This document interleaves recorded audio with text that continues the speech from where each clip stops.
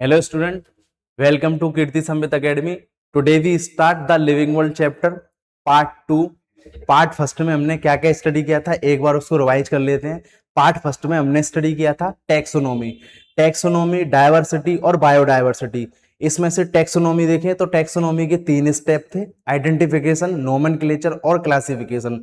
Identification में हमने general character को बेसिस मान के नेमिंग की थी। उनमें से जो जनरल कैरेक्टर थे उन्हीं में से एक या दो को बेसिस मान के उसकी ग्रुपिंग की थी या क्लासिफिकेशन किया था। और उससे एक स्टेप बढ़ के हमने क्या किया था, उसमें एवोल्यूशनरी रिलेशनशिप को भी ऐड कर लिया था, जिससे कि हमें क्लासिफिकेशन के अंदर भी बहुत अच्छे से अरेंजमेंट पता चल गया था। एक इवोल्यूशनरी हिस्ट्री पता चल गया था कि एल्गी पहले आई थी और एंजियोस्पर्म सबसे बाद में आए। तो मोस्ट प्रिमिटिव पूछे तो एल्गी और मोस्ट एडवांस पूछे तो एंजियोस्पर्म पूरे प्लांट किंगडम में। तो हमने क्या किया, एक ही ग्रुप में कैरेक्टर के बेसिस पर सफलिंग की और जिसकी मोर रिजेम्बलेंस थी उसको एक साइड और जिसकी कम रिजेम्बलेंस एक दूसरे से थी उसको दूर, ऐसे करके हमने उसको सेट किया था। तो हमारे पास एक पूरी इवोल्यूशनरी हिस्ट्री निकल के आ गई।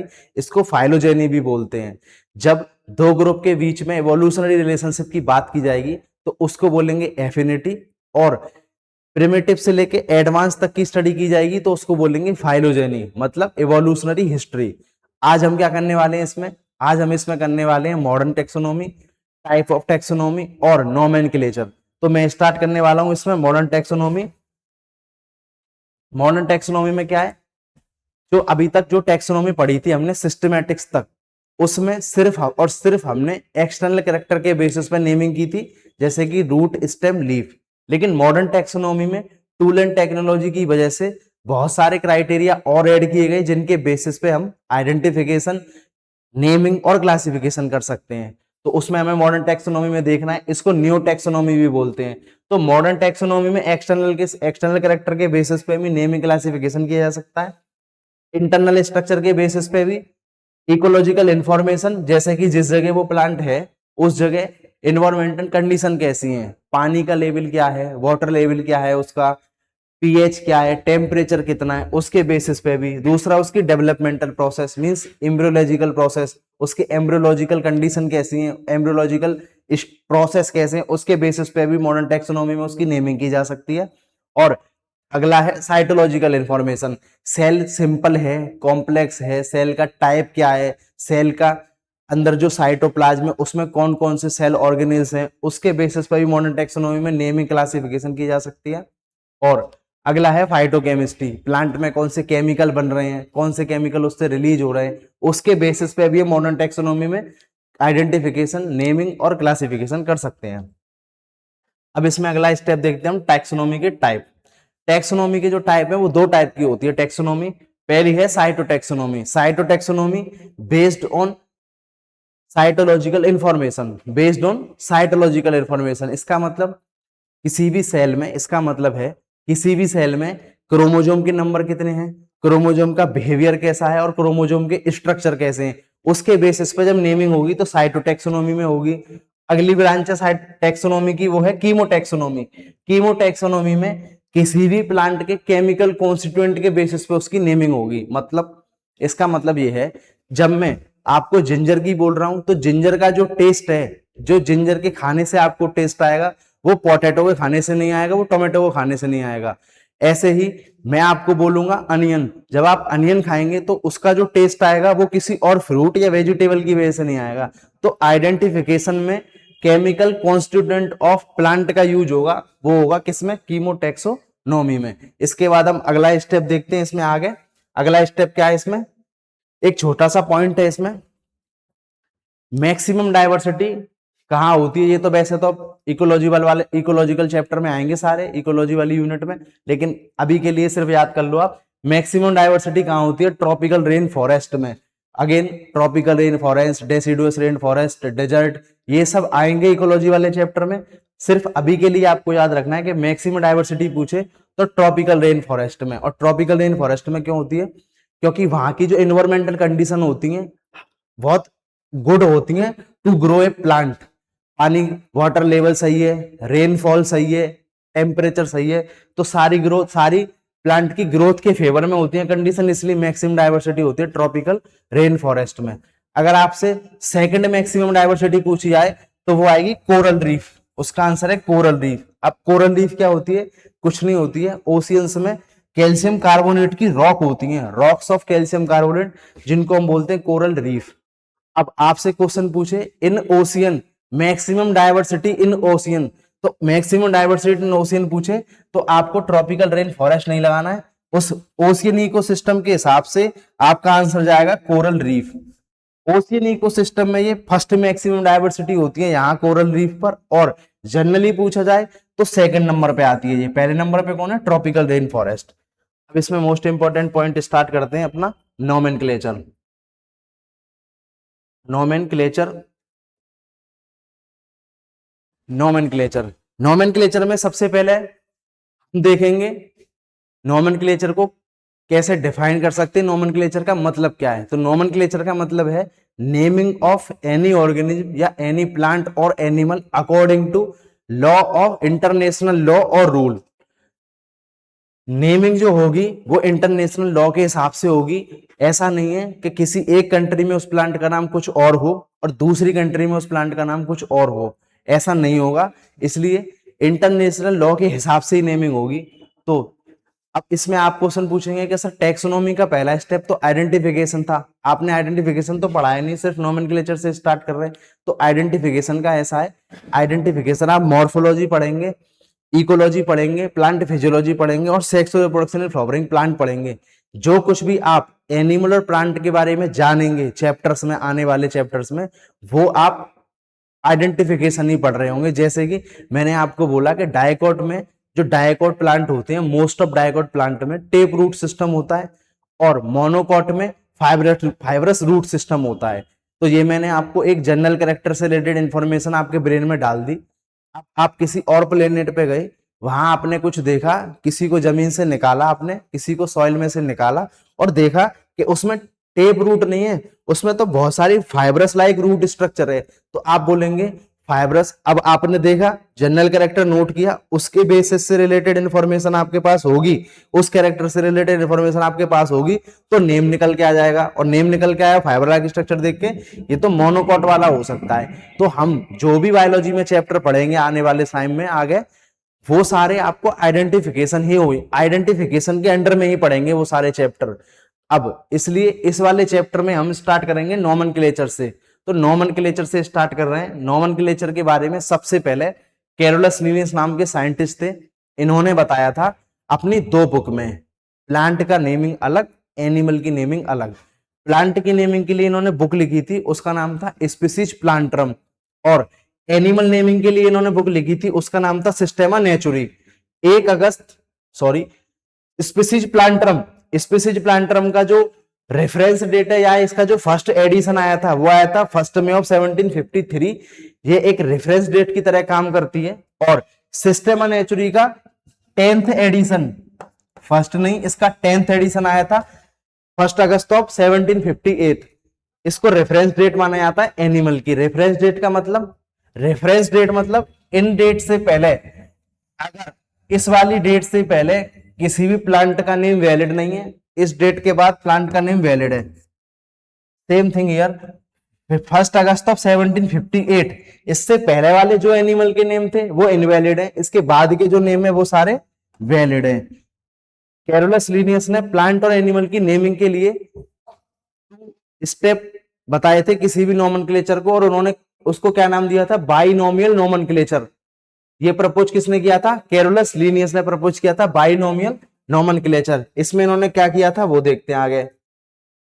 इन्होंने कुछ नहीं किया था, इनकी जो बुक थी, इन्होंने क्या किया था, इन्होंने अपनी 2 बुक स्पीसीज प्लांटरम और सिस्टेमा नेचुरी नोट डाउन की, लिखी, और इनकी डेथ हो गई। उसके बाद इनकी बुक के बेसिस पे कुछ प्रोस्पेक्टस टाइप, कुछ बुक टाइप बनाई गई, उनमें मेन रूल लिखे गए प्लांट की नेमिंग के और एनिमल की नेमिंग के।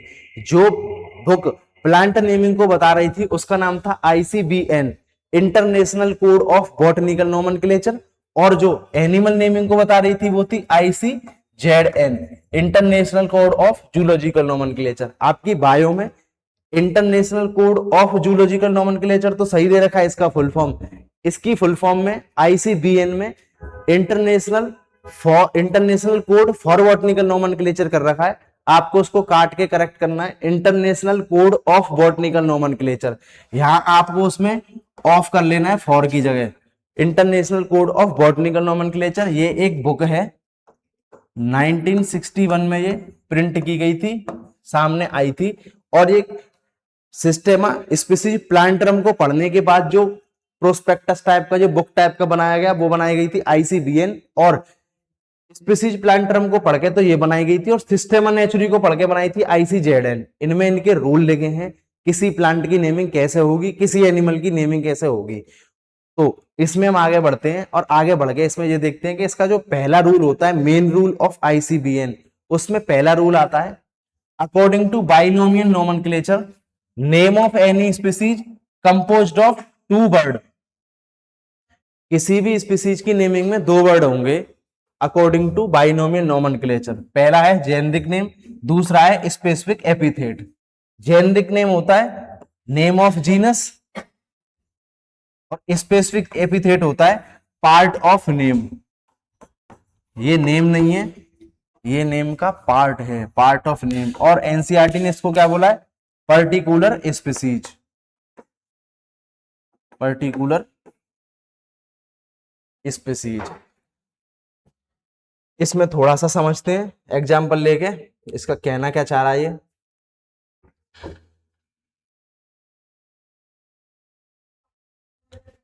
मैंने बताया आपको किसी भी स्पीसीज की अगर नेमिंग होगी तो उसमें दो वर्ड लिए जाएंगे। पहला है जेनेरिक नेम, दूसरा है स्पेसिफिक एपिथेट। स्पेसिफिक एपिथेट को आप पार्ट ऑफ नेम भी बोल सकते हैं, और एनसीईआरटी ने इसको पर्टिकुलर स्पीसीज बोला है।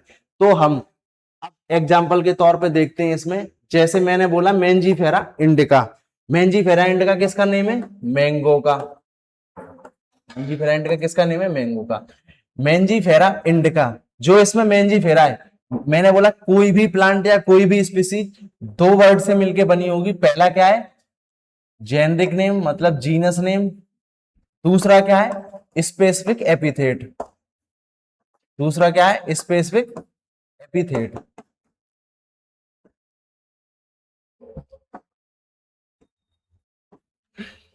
अब इसमें इंपॉर्टेंट पॉइंट ये आता है, इनमें से किसका इंडिपेंडेंट एग्जिस्टेंस है। जब मैं आपसे बोलूं मैंजीफेरा जीनस का इंडिपेंडेंट एग्जिस्टेंस है, तो आपका आंसर आएगा हाँ है। मैंजीफेरा इंडिपेंडेंटली एग्जिस्ट कर सकता है, बिल्कुल कर सकता है। मैंजीफेरा इंडिका एग्जिस्ट कर सकता है, बिल्कुल कर सकता है, क्योंकि ये स्पीसीज का नेम हो गया, ये जीनस का नेम हो गया। क्या सिर्फ इंडिका एग्जिस्ट कर सकता है, नहीं कर सकता है। स्पेसिफिक एपिथेट का इंडिपेंडेंट एग्जिस्टेंस नहीं होता है। आपको स्पेसिफिक एपिथेट अकेले कभी नहीं दिखेगा, इंडिपेंडेंट कभी नहीं दिखेगा, हमेशा जीनस के साथ ही होगा, नहीं तो उसका कोई भी वैलिडेशन नहीं है अकेले स्पेसिफिक एपिथेट का। जैसे मैंने एग्जांपल के तौर पे वीट लिया, उसका बॉटनिकल नोमेनक्लेचर लिखा ट्राइटिकम एस्टिवम। मैं आपसे पूछूं ट्राइटिकम क्या है, आप बोलेंगे वीट का जीनस।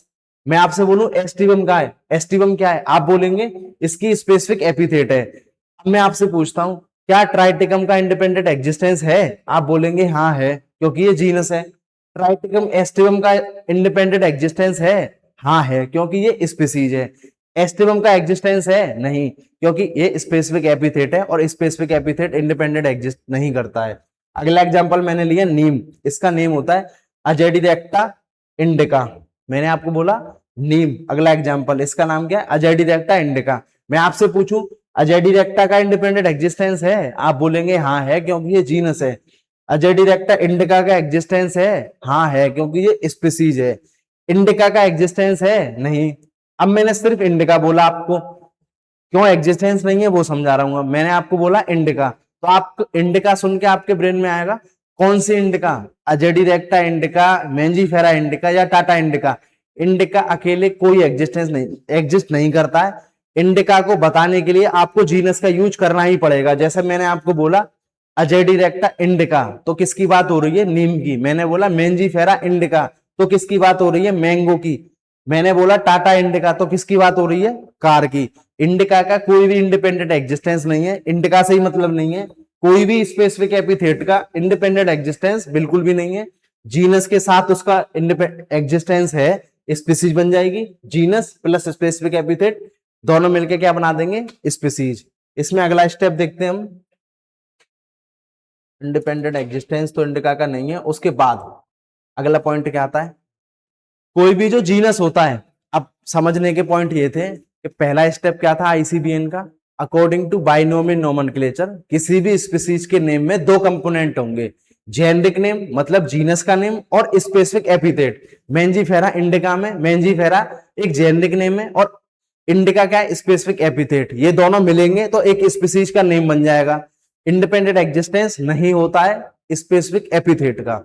इसके बाद अगला पॉइंट आता है इसमें समझने का, वो ये है कि ग्रुप ऑफ कैरेक्टर को रिप्रेजेंट किया जाता है जीनस से और इंडिविजुअल कैरेक्टर को रिप्रेजेंट किया जाता है स्पेसिफिक एपिथेट से। जैसे कि मैंने एग्जांपल लिया Panthera, Panthera, Panthera leo, Panthera tigris और पैंथेरा पेड्रस, ये तीन इसकी स्पेसिफिक एपिथेट है और पैंथेरा एक जीनस है। पैंथेरा, लियो, टिग्रिस और पेट्रस। अब पहले मैं जीनस की बात कर रहा हूं कि जो जीनस होता है वो ग्रुप ऑफ कैरेक्टर को रिप्रेजेंट करता है। कैसे, मैंने बोला पैंथेरा है, पैंथेरा के ग्रुप के कैरेक्टर क्या होते हैं, पैंथेरा ग्रुप के कैरेक्टर होते हैं, इनकी बॉडी लार्ज होती है, large muscular body, large skull, long tail और ब्रॉड पोज।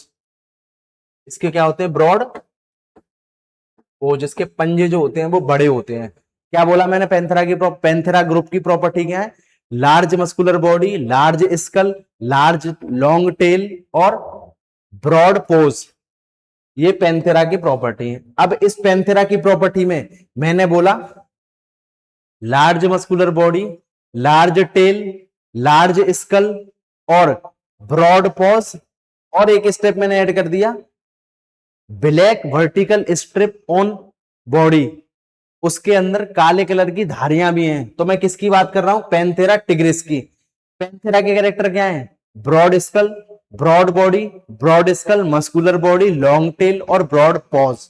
उसके बाद मैंने उसमें ऐड कर दिया उसकी बॉडी में वर्टिकल कलर की ब्लैक स्ट्रिप भी है। तो मैंने किसकी बात कर रहा हूं, टिग्रिस की। अब मैंने बोला लार्ज मस्कुलर बॉडी है, लार्ज स्कल है, लॉन्ग टेल है और ब्रॉड उसका पोज है। उसके बाद उसके हेड पे या उसके स्कल पे बहुत बड़े बड़े हेयर हैं, तो आपके ब्रेन में सीधी इमेज जाएगी लॉइन की। पैंथेरा की तो बात चल रही है, लेकिन पैंथेरा में भी किसकी, लॉइन की। पैंथेरा की बात तो चल रही है, लेकिन पैंथेरा में किसकी, वर्टिकल स्ट्रिप आती, टिग्रिस की। अब large body, large skull, long tail, broad paws और एक्सीलेंट क्लाइंबर भी है। तो किसकी बात चल रही है, पैंथेरा की तो चल रही है, लेकिन पैंथेरा में किसकी, पेड्रस की। ये अपने जो भी हंटिंग करता है, शिकार करता है, उसको किसी ऊंची जगह पे चढ़ता है ले जाके, जिससे कि कोई और जानवर जो एनिमल है वो इसका अटैक करके इससे खाना ना ले लें इसका। इसलिए ये क्या करता है, गुड एक्सीलेंट होता है, किसी भी ऊंचे पेड़ पे चढ़ जाएगा अपने फूड को लेके। मैंने क्या बोला, genus represent group of character, specific epithet represent individual character. Leo का इंडिविजुअल कैरेक्टर क्या है, पैंथेरा के साथ साथ पैंथेरा एक ग्रुप जीनस है जो रिप्रेजेंट कर रहा है अपनी खुद की ग्रुप प्रॉपर्टी। उसमें क्या क्या आ गया, large skull, large body, long tail, broad paws. उसके साथ उसके इस फेस पे बहुत बड़े बड़े बाल हैं, हेयर हैं उसके स्कल पे, तो वो हो गया लॉइन। पूरी बॉडी पे ब्लैक कलर की वर्टिकल स्ट्रिप है, तो वो हो गया टिग्रिस, टाइगर। और अगर एक्सीलेंट क्लाइंबर है तो वो क्या होगा, पैंथेरा पेड्रस। इसके बाद इसमें अगला जो रूल है आईसीबीएन का वो आता है, और अगला रूल इसमें आईसीबीएन का आता है ये कि जब जीनस का नाम लिखा जाएगा, किसी भी जेनेरिक नेम को लिखेंगे, जीनस का जो पहला लेटर होगा, जैसे मैंने लिखा मेंजीफेरा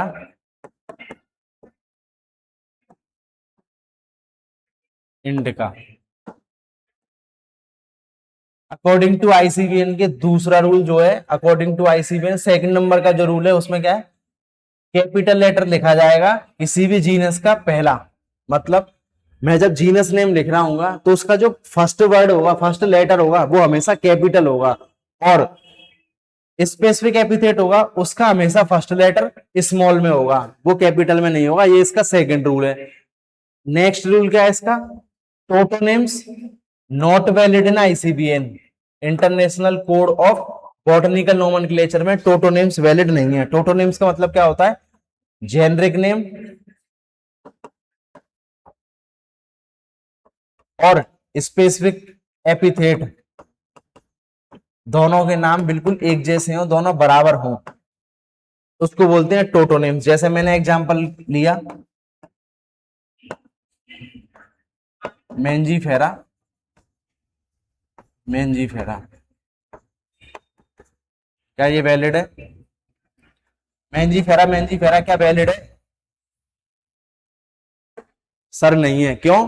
क्योंकि tautonyms are not valid in ICBN. अब मैं लेता हूं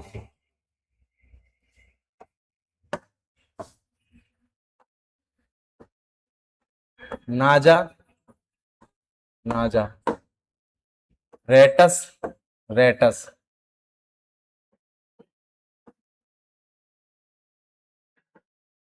रेटस, रेटस, नाजा, नाजा। देखो जेनेरिक नेम भी सेम और स्पेसिफिक एपिथेट भी नेम सेम, जेनेरिक नेम भी सेम और स्पेसिफिक एपिथेट भी नेम, एपिथेट भी सेम। ये वैलिड है? हाँ ये वैलिड है। ये है इंडियन कोबरा और ये है रेट। क्यों वैलिड है? क्योंकि ये दोनों एनिमल है और एनिमल की नेमिंग किस में होगी, किस बुक के अकॉर्डिंग होगी? ICZN, international code of zoological nomenclature. तो आईसीजेडएन में टोटोनेम्स वैलिड है, लेकिन आईसीबीएन में टोटोनेम्स वैलिड नहीं है। प्लांट की नेमिंग होगी तो उसमें जेनेरिक नेम और स्पेसिफिक एपिथेट नेम कभी भी एक जैसे नहीं होंगे, और एनिमल के केस में जेनेरिक नेम और उसका स्पेसिफिक एपिथेट एक जैसे हो सकते हैं। इसमें एक चीज और आती है, उसको बोलते हैं ऑटोनेम्स, उसको बोलते हैं ऑटोनेम्स। ऑटोनेम्स का मतलब स्पेसिफिक एपिथेट और सब स्पेसिफिक एपिथेट दोनों बराबर हों, उसको बोलते हैं ऑटोनेम्स। जैसे कि मैंने बोला हमारे केस में होमो सेपियंस, सेपियंस, तो स्पेसिफिक एपिथेट भी सेम है और स्पेसिफिक एपिथेट के आगे वाला जो सब स्पेसिफिक एपिथेट है वो भी सेम है। तो दोनों ही ऑटोनोम्स हो या टोटोनोम्स हो, वो आईसीबीएन में प्लांट नेमिंग में वैलिड नहीं है, लेकिन एनिमल नेमिंग में वो वैलिड है, आईसीजेडएन में वो वैलिड है। इसका अगला रूल क्या है? अगला रूल आता है इसमें, when written with free hand or type, then generic name and specific epithet underline separately, but during printing name should be italicized। इसका मतलब क्या है? इसका मतलब यह है कि जब आप किसी भी प्लांट या किसी भी एनिमल की नेमिंग कर रहे होंगे, अपने हाथ से लिख रहे होंगे या जो पुराने टाइप की प्रिंटिंग मशीन आती थी उससे लिख रहे होंगे, तो जेनेरिक नेम को और स्पेसिफिक एपिथेट नेम को आपको अंडरलाइन करना पड़ेगा सेपरेटली। जैसे मैं अपने फ्री हैंड से लिख रहा हूं मैंगो का name Mangifera indica, Mangifera indica. अब मुझे क्या करना पड़ेगा? मैंने अपने फ्री हैंड से लिखा है तो मेंजीफेरा को सेपरेट और इंडिका को सेपरेट अंडरलाइन करना पड़ेगा। ये सही नहीं है जो मैं अगला स्टेप करने वाला हूं, बताना क्या ये सही नहीं है? मेंजीफेरा इंडिका मैंने इसको ऐसे अंडरलाइन कर दिया, ये सही नहीं है, ये वैलिड नहीं है। वैलिड सिर्फ ये है जब आप फ्री हैंड से किसी भी प्लांट या एनिमल का नेम लिख रहे हो तो जेनेरिक नेम और स्पेसिफिक एपिथेट नेम को अलग से सेपरेटली अंडरलाइन करना पड़ेगा, एक साथ अंडरलाइन नहीं कर सकते एक ही लाइन से। एक नियम तो ये हो गया। अगला क्या है इसमें? But during printing name should be italicised. जब आप इसकी प्रिंटिंग कर रहे होंगे, प्रिंटिंग मींस जब आप इसको कंप्यूटर से टाइप कर रहे होंगे तो इसको इटलाइज्ड किया जाएगा। मतलब जब आपकी बुक में, आप अपनी बुक जो पढ़ रहे हैं, अगर उस बुक में सेपरेटली अंडरलाइन नहीं किया गया है तो आप समझिए उसको प्रिंट किया गया है या कंप्यूटर से लिखा गया है। तो ड्यूरिंग प्रिंटिंग या कंप्यूटर से लिखने के दौरान शुड बी इटलाइज्ड, तो वो नेम कैसे लिखा है जो आपकी बुक में है? इटलाइज्ड फॉर्म में। अगला पॉइंट क्या है इसमें? अगला इसका जो रूल है, अगला पॉइंट है इसमें name of scientist written in abbreviated form और शॉर्ट। किसी भी प्लांट को अगर डिस्कवर या प्रपोज किया है, किसी भी प्लांट नेम को किसी साइंटिस्ट ने, तो उसका नेम हम एब्रीवेटेड फॉर्म में स्पेसिफिक एपिथेट के बाद लगा देंगे। मतलब जैसे मैंने लिखा Mangifera indica, Mangifera indica, Mangifera हो गया, इंडिका हो गया। अब मैंने अपने हैंड से लिखा है तो मैंने इसको अंडरलाइन कर दिया। और जिस साइंटिस्ट ने इसका नाम प्रपोज किया है वो किया है लीनियस ने, तो उसके नाम को मैं एब्रीवेटेड फॉर्म में लिख दूंगा। अब एब्रीवेटेड फॉर्म में मैंने इसको ऐसे भी लिख दिया, ऐसे भी लिख दिया और ऐसे भी लिख दिया। आप बताइए इसमें से कौन सा सही है? इसमें से चारों ही नाम सही हैं। सिर्फ ये बोला है कि एब्रीवेटेड फॉर्म में लिखना है, ये नहीं बोला है कि एब्रीवेटेड फॉर्म में भी कितने वर्ड में लिखना है, शॉर्ट कम से कम कितना लिखना है, ऐसा कुछ नहीं है। ये आपकी मर्जी, आपको कितने वर्ड यूज करने साइंटिस्ट का नाम एब्रीवेटेड फॉर्म में लिखते टाइम। फिर अगला पॉइंट है नेम ऑफ साइंटिस्ट। जो भी आप साइंटिस्ट का नेम लिखेंगे जिसने प्लांट का या एनिमल का नाम प्रपोज किया है, उसके नेम को ना तो अंडरलाइन करेंगे और ना ही उसको इटलाइज करेंगे। सिंपल रोमन लेटर में या सिंपल अल्फाबेट में लिखेंगे, रोमन लेटर या सिंपल अल्फाबेट में लिखेंगे उसको।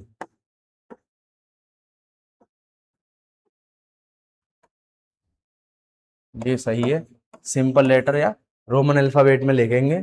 इसका नेक्स्ट रूल है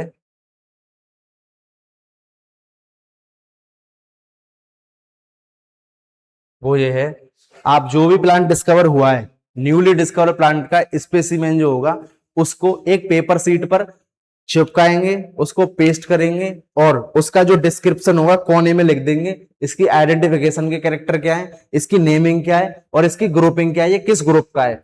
तो जिस सीट पर ये काम हो रहा होगा उस सीट का नाम होता है हर्बेरियम और इसको प्लूरल में बोलते हैं हर्बेरिया। इसका साइज पूछा जाता है, साइज होता है इसका 11.5 इंच टू 16.5 इंच। इसको ऐसा लिख सकते हो आप 11.5 इंच इंटू 16.5 इंच।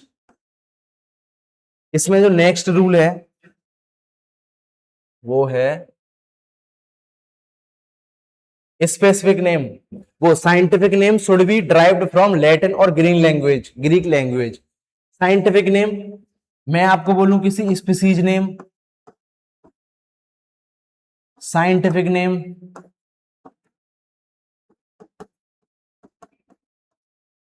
या स्पेसिफिक नेम, बात सिंपल सी है। मैंने आपको बोला मुझे वीट क्या है, प्लांट, तो मुझे वीट का बॉटनिकल नोमेनक्लेचर, प्लांट के केस में बायोलॉजिकल नोमेनक्लेचर भी होता है, बायोलॉजिकल नेम।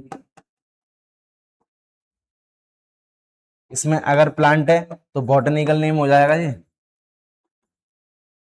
और एनिमल है तो जूलॉजिकल नेम हो जाएगा। मैंने आपसे पूछा वीट का मुझे स्पेसिफिक नेम बताओ, तो क्या आएगा, ट्राइटिकम एस्टिवम। मैंने आपसे पूछा वीट का साइंटिफिक नेम बताओ, ट्राइटिकम एस्टिवम। मैंने बोला वीट की स्पीसीज नेम बताओ, ट्राइटिकम एस्टिवम। मैंने बोला वीट का बॉटनिकल नेम बताओ, ट्राइटिकम एस्टिवम। तो कहीं भी अगर स्पीसीज का नेम आ जाए, साइंटिफिक नेम आ जाए, स्पेसिफिक नेम, स्पेसिफिक एपिथेट नहीं है, स्पेसिफिक नेम पूछे तो भी पूरा नाम लिखना है, जीनस प्लस उसका स्पेसिफिक एपिथेट। स्पीसीज का पूछे जीनस प्लस उसका स्पेसिफिक एपिथेट, साइंटिफिक पूछे जीनस प्लस उसका स्पेसिफिक एपिथेट, और बॉटनिकल या जूलॉजिकल पूछे तो भी जीनस प्लस स्पेसिफिक एपिथेट। मतलब species name, scientific name, specific epithet और बायोलॉजिकल नेम एक ही बात है। मैंने यहाँ साइंटिफिक नेम लिखा है, मतलब मैंने स्पीसीज का नेम, स्पेसिफिक नेम या बायोलॉजिकल नेम की बात कर रहा हूं। Specific name should B derived from Latin और ग्रीक लैंग्वेज। स्पेसिफिक नेम जो मैंने किसी प्लांट को साइंटिफिक नेम दिया है, स्पेसिफिक नेम दिया है या किसी को जूलॉजिकल या बॉटनिकल नेम दिया है, वो नेम फर्स्ट प्रायोरिटी पे लैटिन लैंग्वेज रहेगी। अगर लैटिन में दे पाए तो ठीक, नहीं तो उसको ग्रीक लैंग्वेज में देंगे। ऐसा करने का रीजन ये है कि क्योंकि ये दोनों लैंग्वेज डेड लैंग्वेज है। डेड लैंग्वेज मतलब इनमें फ्लेक्सिबिलिटी नहीं होती है। अगर किसी को लैटिन या ग्रीक में नेम दे दिया है इंडिया में, वही नेम उसका किसी भी और फॉरेन कंट्री में जाओगे तो भी वही रहेगा। वहां का कोई प्लांट है, अगर उसको लैटिन या ग्रीक लैंग्वेज में नेम दे दिया है तो उसका नाम इंडिया में भी वही रहेगा जो वहां है। क्यों? क्योंकि हमने उनकी नेमिंग ग्रीक और लैटिन लैंग्वेज में की है। ये दोनों डेड लैंग्वेज है, इनमें फ्लेक्सिबिलिटी की गुंजाइश नहीं है। जगह के हिसाब से आप इनकी नेमिंग को चेंज नहीं कर सकते हैं। मैंने आपको हमने अब तक क्या पढ़ा है, हमने अब तक पढ़ा है आईसीबीएन के रूल। आईसीबीएन क्या है, कुछ नहीं है, एक बुक या प्रोस्पेक्टस है जो स्पीसीज प्लांट टर्म को पढ़ने के बाद बनाई गई 1961 में। उसमें कुछ रूल बनाए गए थे कि प्लांट की नेमिंग के दौरान हमें कौन कौन सी बातों का ध्यान रखना है। सबसे पहली बात थी, किसी भी प्लांट की नेमिंग में 2 वर्ड लेने। पहला वर्ड जेनरिक नेम, मतलब उसके जीनस का नेम, और दूसरा स्पेसिफिक एपिथेट या उसका पर्टिकुलर स्पीसीज या पार्ट ऑफ नेम। जैसे मैंने बोला मेंजीफेरा इंडिका, तो मेंजीफेरा में मेंजीफेरा हो गया जीनस, इंडिका हो गया उसका specific epithet. Mangifera independently exist करता है, स्पेसिफिक एपिथेट इंडिपेंडेंटली एग्जिस्ट नहीं करता है। दूसरा मैंने आपको बताया, जो भी जेनेरिक नेम या जीनस का नेम होगा उसका जो फर्स्ट लेटर होगा वो हमेशा कैपिटल से लिखा जाएगा, और स्पेसिफिक एपिथेट का फर्स्ट लेटर हमेशा स्मॉल में लिखा जाएगा। तीसरा रूल, टोटोनिम्स और autonyms are not valid in ICBN but valid in ICZN. जैसे मैंने बोला मेंजीफेरा मेंजीफेरा, तो according to ICBN plant naming में ये वैलिड नहीं है, लेकिन एनिमल की नेमिंग में ये वैलिड है आईसीजेडएन में। उसमें क्या है, रेटस रेटस रेट का नेम हो गया, नाजा नाजा इंडियन कोबरा का नेम हो गया। अगला पॉइंट क्या है इसमें, जब भी हम हैंड रिटन कर रहे होंगे, फ्री हैंड से लिख रहे होंगे या किसी टाइप मशीन से लिख रहे होंगे, जो पुराने टाइप की मशीन होती थी, हैंड टाइपिंग बोलते थे उसको, उस मशीन से लिख रहे होंगे, तो हमें उसको क्या करना पड़ेगा, जेनेरिक नेम को और स्पेसिफिक एपिथेट को अंडरलाइन करना पड़ेगा सेपरेटली। जब उसको प्रिंटिंग या कंप्यूटर से लिख रहे होंगे तो उसको इटलाइज्ड फॉर्म में लिखना पड़ेगा। फिर अगला था, जिस साइंटिस्ट ने किसी भी प्लांट का नेम प्रपोज किया है या एनिमल का नेम प्रपोज किया है, उसको एब्रीवेटेड फॉर्म में लिखेंगे स्पेसिफिक एपिथेट के बाद। उस एब्रीवेटेड फॉर्म में आप कितने भी वर्ड यूज कर सकते हैं। अगला, साइंटिस्ट का जो नेम है उसको आपको ना तो इटलाइज्ड करना है ना उसको अंडरलाइन करना है, सिंपल अल्फाबेट में लिखना है, रोमन लेटर में लिखना है। उसके बाद जो आपको न्यूली डिस्कवर प्लांट मिला है उसको एक सीट पे रखेंगे। जिस सीट पे रखेंगे उस सीट का नाम है हर्बेरियम, उसका साइज होता है 11.5 इंच इंटू 16.5 इंच। फिर जो साइंटिफिक नेम होगा, या मैं स्पीसीज नेम बोलूं, साइंटिफिक नेम बोलूं, बॉटनिकल नेम बोलूं या जूलॉजिकल नेम बोलूं, बात एक ही है। या स्पेसिफिक नेम बोलूं, not specific epithet, specific name बोलूं, तो बात एक ही है। सारे साइंटिफिक नेम को किस में लिखना है, हमें लैटिन या ग्रीक लैंग्वेज में। क्यों, दोनों ग्रीक और लैटिन लैंग्वेज डेड होती हैं, इसलिए इनको लिखते हैं, जिससे कि इनमें फ्लेक्सिबिलिटी नहीं होती है, ये जगह के हिसाब से इनकी नेमिंग चेंज नहीं होगी। अब तक हमने पार्ट 1 और पार्ट 2 कंप्लीट कर लिया है। इसमें जो अगली प्रोसेस होती है, अगला स्टेप होता है, वो क्लासिफिकेशन होता है। उसके बाद टेक्सोनॉमिकल कैटेगरी होती है, ये आपको ईयर लॉन्ग स्टडी में मिलेगा। आप लोग अच्छे से इसको देखना, एनसीईआरटी को रिवाइज करना, एक एक पॉइंट आपका क्लियर हो जाएगा। और अगला चैप्टर आपको जो भी पढ़ना हो या जो भी टॉपिक आपको अगला पढ़ना हो तो आप कमेंट बॉक्स में कमेंट कर सकते हैं। Thank you.